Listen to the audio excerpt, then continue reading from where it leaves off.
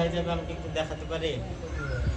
কোথায় যাবে? আমার জিনিসটা কোথায়? কারণ এখন যে জিনিসটা আমার, পরবর্তীতে অন্য কারো হবে। আগে অন্য জনার ছিল, এখন সেটা আমার। এটাকে আমি সঙ্গে করে নিয়ে যেতে পারবো? পারবো না। শখ করে ভালো দেখে একটা BMW গাড়ি কিনলাম, গাড়িটায় চড়ছি, বয়স হয়ে গেল, মারা গেলাম, গাড়িটাকে কি সাথে করে আমার সঙ্গে দিয়ে দেবে কি? আমি যাবো তার সাথে? আমি কিন্তু যাব না। তো গাড়ির মর্যাদাটা কতক্ষণ? আমি গাড়িতে স্টিয়ারিং ধরে বসেছিলাম যতক্ষণ। গাড়ির মালিক নেই, গাড়ি তো পরেই থাকবে। সে গাড়ির কোনো দাম আছে?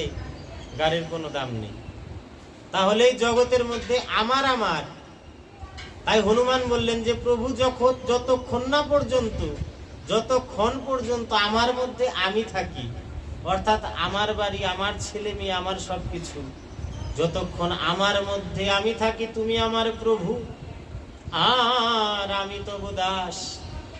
যে প্রভু, যখন আমার মধ্যে আমি থাকি, তুমি আমার প্রভু আর আমি তোমার দাস। আর যখন আমার আমিত্ব দূর হয়ে আমার মধ্যে আর আমি থাকি না, আমার আমিত্ব দূরীভূত হয়ে আত্মতত্ত্বের উদয় হয় গুরু কৃপা ফলে, সেদিনে প্রভু তুমিও যাই আমিও তাই, ভক্ত আর ভগবানের মহামিলন হয়। জয় জয় রাধা কৃষ্ণ। সেদিন কি হয়? আমিও যা তুমিও তাই, আমার আর তোমার মধ্যে কোনো পার্থক্য থাকে না। কেন থাকে না? সেদিন আমার বলতে তার কোনো কিছু এই পৃথিবীতে নেই। সেদিন আমার বলতে এই পৃথিবীতে আর কোনো কিছুই নেই।